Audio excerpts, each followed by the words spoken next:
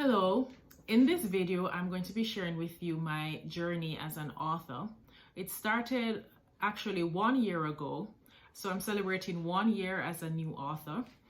I've gone on to publish 2 other books, but my first book was I Am 21 Daily Affirmations for Children, and it has been a beautiful journey. So for those of you who are wanting to write and publish, I would say do it. Just do it. You will never know what will come out of it. Now, I wanted to share with you just my journey to getting this book in particular published and the lessons that I learned. So when I started, I got my vision of this book in particular. And when I got that vision, I was like, I don't know where to turn. I don't know what to start doing.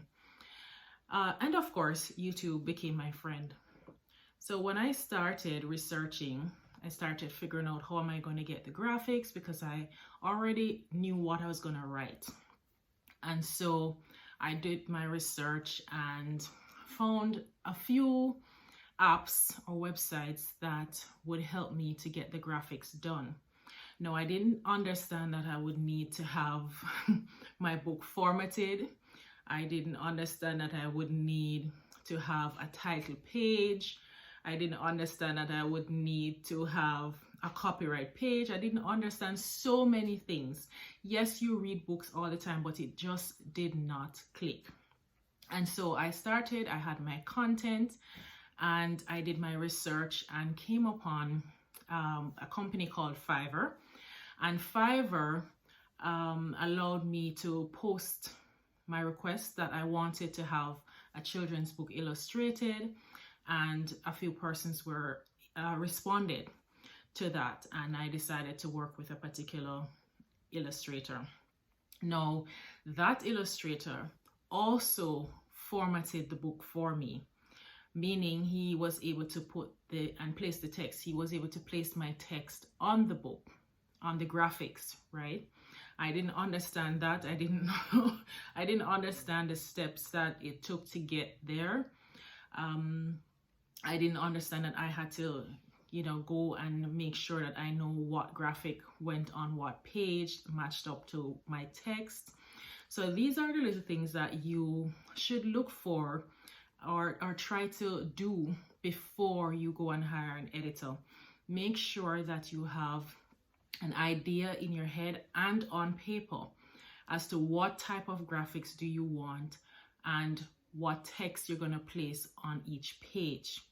You're going to need to know your book count, your page count. How many pages are you going to have in your book?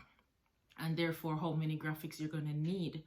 All of these things are things to consider, because if you're not sure up front, then it will cost you time and money. And that's what it did for me. I spent quite a few dollars correcting stuff because I just didn't know. I was learning as I went along. So consider those things when you're getting your books ready. Make sure start with a plan.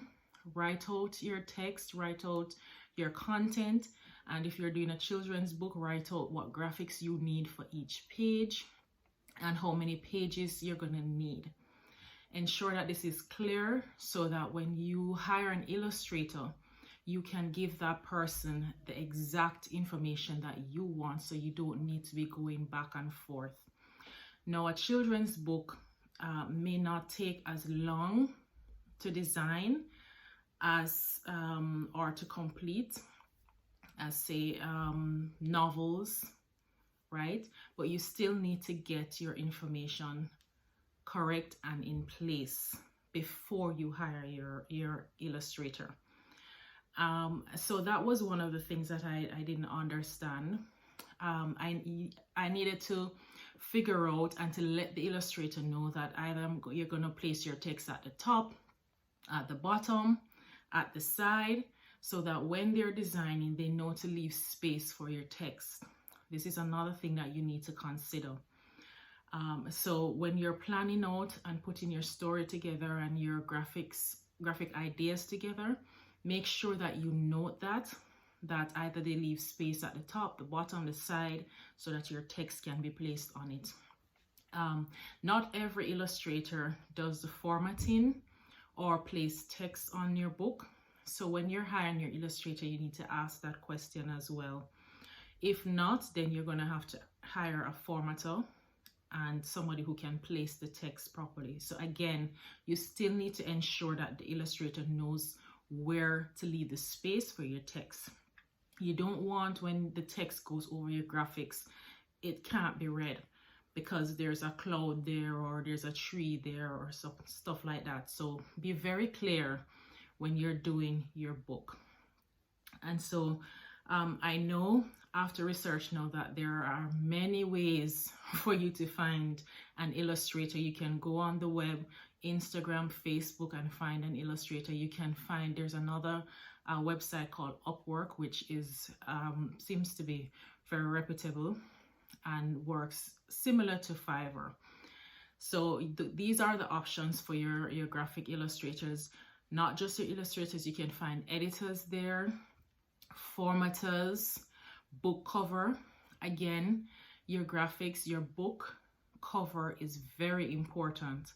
So decide what type of cover you want, how you want your book to look, and make sure that you choose the right person. Because there's a saying, don't judge a book by its cover. Well, people do judge a book by its cover. So you want to make sure that your cover is beautifully done and it's actually able to view on Amazon as a thumbnail. So when they pick up your book, they can actually see what it's saying on a thumbnail. If I'm looking on my cell phone, I should be able to identify the words on your books. So ensure that that is done properly. Ensure your graphics designer for your interior does not have to be the same designer for your cover.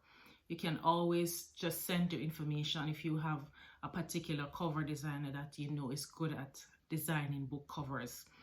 Again, if you're doing a children's book, if you're writing a children's book, you have to consider bleed. So bleed is when the picture runs off the page, right? So these are the things that they need to format. They need to do when they're formatting. You have to decide whether you're gonna do a bleed or no bleed.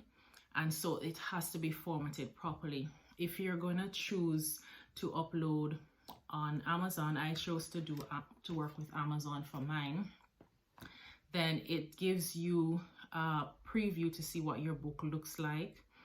Before it goes out, you can check it, ensure that all of that is done, and make sure that you meet the specification. There is a minimum number of pages. I think Amazon is 24. So you have to make sure that you have at least 24 pages in order for it to be published. These are things that I was not clear on. I did not know the entirety of it, but I learned as I go along. So just to encourage you, if you're going through it and you feel overwhelmed, you are not alone. Every self-published author has been through it. And so just take your time and do your research. Now, the other thing is that when you have your book done and ready, give your illustrator some time to get it done properly, because when it comes back to you, you're gonna need to review it to ensure that the words are correct, your sentences are correct. So the editing needs to be done actually before you pass the text to the graphic designer to place on your book. So have your book edited before, and you can do your first set of editing, and then I suggest you hire a professional editor. And there are different types of editors. You can also find editors on Fiverr or Upwork, right, .com, and do the same thing. You can put your work out there and ask for help. So ensure that you get your editing done, ensure that you get your graphics done properly and your book cover. And then you can just, this is a general overview of what I went through. I had no idea about setting it up on KDP. So Amazon's platform is called KDP. And so you create your account on KDP, and KDP allows you to put in your book title, put in the type of book, and if it's a children's book, there are questions there. And an important thing is your book description. So I had to take a step back, because when my book was done and I was like, yes, I think I'm ready, and went in to set up my KDP to upload, I needed a book description. So I had to stop and do a book description and figure out keywords and categories, right? Did not know the importance of keywords and categories at that time, and book description. It took me several tries to figure out the importance of it. So my suggestion to you is that once you're in the process or you're thinking about your book, start doing your research as to what sort of words would you like people to search for in order for your book to pop up on Amazon. That's why the keywords are important. Your description, your book description, is also very important for this reason, because whatever you put in your description also helps with the search engine. So ensure you have your book description, your categories, and your keywords well put together before uploading to KDP. Once you have that, also remember, Amazon allows you to upload your book using their free ISBN. Now, you have to also be careful with this, because if you use Amazon's free ISBN for your book, then you can't publish that book on another platform, right? So you have to just consider your options.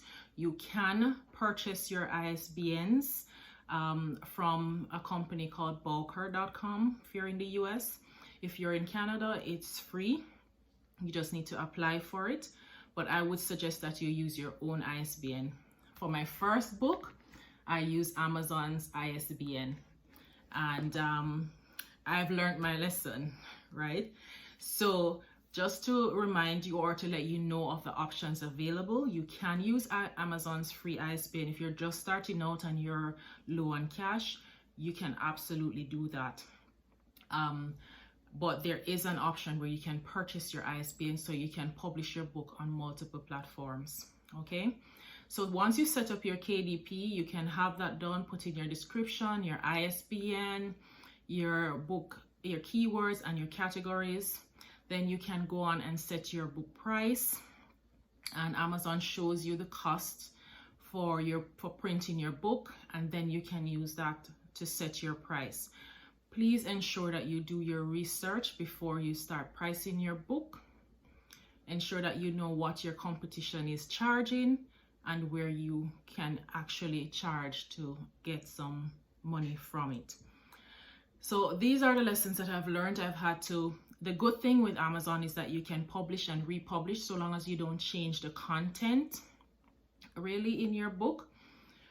You can republish your book. So if you find that you've published and there is an error, or you want to update your book description or your keywords or categories, you can do this. All right, Amazon takes about 24 to 72 hours to review after you click publish. So once you upload your cover and your interior, and you complete all of the sections on Amazon, your ISBN, your book title, your subtitle, and you select your price. Before you select your price, once you upload your cover and your interior, you can launch a preview to see what your book would look like on Amazon. And it will indicate to you whether or not you're in the red, meaning your book is not in alignment, or you are good to go. So the previewer will tell you that. That's a good option. That's there for you to use. And then you set your cost, whether you're primarily going to be selling in Amazon.com or .uk or .ca. So you choose the area that you're primarily, doesn't mean that that's the only area that you're primarily thinking that you would get sales from. And then you hit publish. So there are some steps that you have to take, but my suggestion is always, always, always prepare before you get to your illustrator. Do your research on your book title, ensure that your book is edited, and ensure that you have what graphics should go on what page. Ensure that you ask the right questions from your illustrator, your formatter. Ensure also that you do have a budget. Even though you're self-publishing, it doesn't mean that you're going to be doing things for yourself. It just means that you're managing the process. So you will be hiring an editor, you will be hiring an illustrator, unless you are a graphic designer and you have somebody who can do the editing for you for free. But you will be outsourcing some items. So I hope this video has been helpful. If it is, please like, comment, and subscribe to my channel, and look forward to other videos coming out.